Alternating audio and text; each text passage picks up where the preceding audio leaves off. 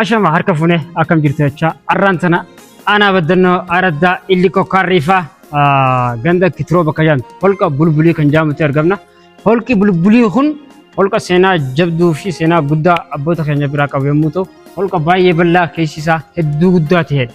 Akkasuma holqa bal'inni isaa cinatti kutaa hedduu of keessaa qabudha. Garuu abboonni keenya ni beekan kana cufuudhaa fi eegumsa godhuudhaaf ni cufanii kutaalee inni of keessaa qabu baay'ee cufanii jiran.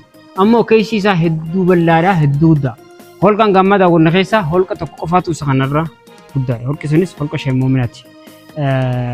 Iddoon akkanaa kun akka misoomtu akka eegumsi barbaachisu godhamuuf gaafanna.